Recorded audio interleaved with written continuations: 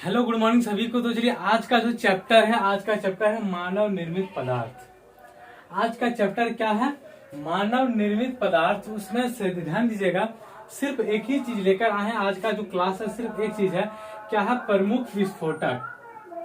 क्या है? प्रमुख विस्फोटक। यानी कि पहला नंबर है प्रमुख विस्फोटक, दूसरा नंबर पर आएंगे हम बात करेंगे साबुन की, और तीसरा नंबर चलेगा डिटर्जेंट। यानी कि सबसे पहला चीज हम आज लाए हैं जो है प्रमुख विस्फोटक, और यानी कि नेक्स्ट क्लास में रहेगा साबुन और डिटर्जेंट एक साथ में। तो चलिए आज मानव निर्मित पदार्थ में पहला चीज विस्फोटक की, यानी कि विस्फोटक की बात करते हैं।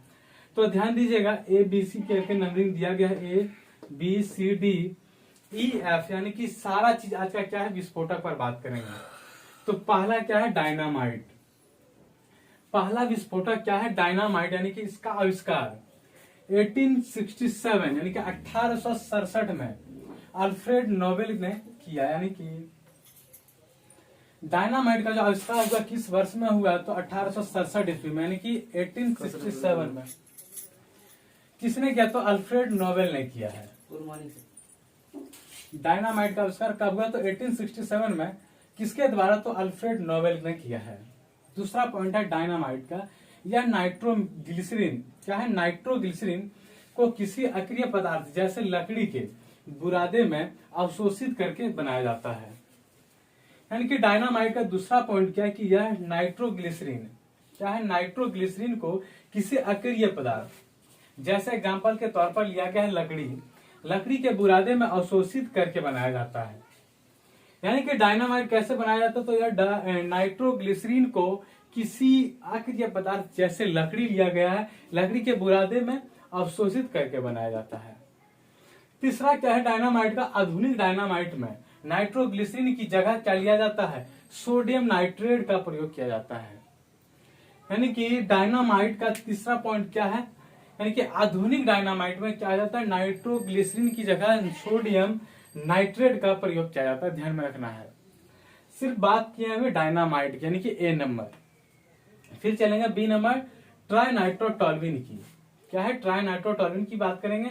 तो सबसे पहले चलते हैं फिर से, इसका आविष्कार ध्यान में रखना 1867 यानी कि 1867 में अल्फ्रेड नोबेल ने किया।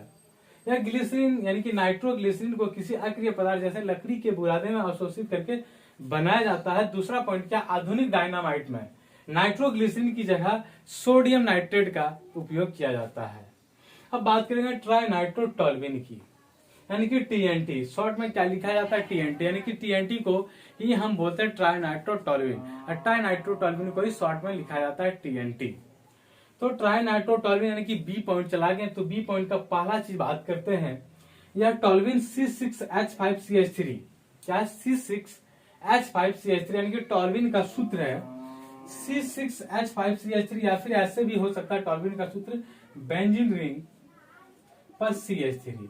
यानी कि ये भी है टोल्यूइन, यानी कि कह सकते हैं टोल्यूइन आप इस तरह लिखें या फिर इस तरह। टोल्यूइन का सूत्र दोनों ही है, यानी कि C6H5CH3 या फिर बेंजीन रिंग पर CH3। तो यह टोल्यूइन यानी कि C6H5CH3 के साथ H2SO4 एवं HNO3 की क्रिया से बनाया जाता है। इसकी विस्फोटक गति कितनी होती है? तो 69 यानी कि 6900 मीटर प्रति सेकंड है। क्या है? यानी कि 6900 मीटर प्रति सेकंड। जगह यह टोल्यूइन यानी कि ट्राइनाइट्रोटोल्यूइन की बात करें, बी में या ट्राइनाइट्रोटोल्यूइन की बात करें, उसमें पहला पॉइंट क्या है? यह टोल्यूइन यानी कि C6H5CH3 के साथ H2SO4 एवं HNO की क्रिया से बनाया जाता है। इसकी विस्फोटक गति क्या होती है? 6900 मीटर प्रति सेकंड होती है। बात करेंगे सी नंबर की, यानी कि ट्राइनाइट्रोफिनॉल। क्या है? ट्राइनाइट्रोफिनॉल यानी कि इसको शॉर्ट में लिख सकते हैं TNP। ट्राइनाइट्रोफिनॉल को क्या लिख सकते हैं शॉर्ट में? TNP। यानी कि ट्राइनाइट्रोफिनॉल का जो सूत्र होता है ऐसे लिखना, बेंजीन रिंग पर डाल दिए OH तो बन गया ये फिनॉल। ये क्या बन गया? फिनॉल। और यही फिनॉल से हम बनाएंगे ट्राइनाइट्रोफिनॉल। तो ट्राइनाइट्रोफिनॉल बनेगा ऐसे, यानी कि यहाँ OH NO2 और यहाँ NO2। तो ये बन जाता है ट्राइनाइट्रोफिनॉल यानी कि TNT यानी कि TNP। क्या हो जाता है? TNP यानी कि ट्राइनाइट्रोफिनॉल। ये है सिर्फ फिनॉल, ये सूत्र है फिनॉल की, ये सूत्र है ट्राइनाइट्रोफिनॉल की। तो बात करेंगे सबसे पहली बार ट्राइनाइट्रोफिनॉल का। पहला चीज है इसे पिक्रिक अम्ल भी कहते हैं, यानी कि पिक्रिक एसिड भी कहते हैं। यानी कि इस चीज को ट्राइनाइट्रोफिनॉल को क्या कहते हैं, पिक्रिक एसिड भी इसको कहते हैं। यानी कि कहीं कहीं पूछ सकता है कि पिक्रिक एसिड का सूत्र क्या होता है, तो ये चीज होता है, या फिर कहीं पूछ सकता है ट्राइनाइट्रोफिनॉल का सूत्र क्या होता है, तो ये है। तो ध्यान में रखना है कि इसे यानी कि क्या कहते हैं, ट्राइनाइट्रोफिनॉल को हम पिक्रिक एसिड भी कहते हैं, जो कि ये सूत्र है, फिनॉल का ये सूत्र है। फिर यह फिनॉल एवं HNO की क्रिया से बनाया जाता है। क्या है, फिनॉल और HNO की क्रिया के द्वारा ही बनाया जाता है, क्या, ट्राइनाइट्रोफिनॉल।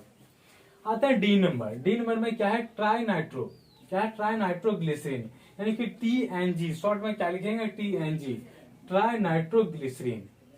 तो ट्राइनाइट्रोग्लिसरीन की पहला चीज क्या है कि यह रंगहीन तैलीय द्रव है। क्या है, यह रंगहीन तैलीय द्रव है, इसे नोबल का तेल भी कहा जाता है।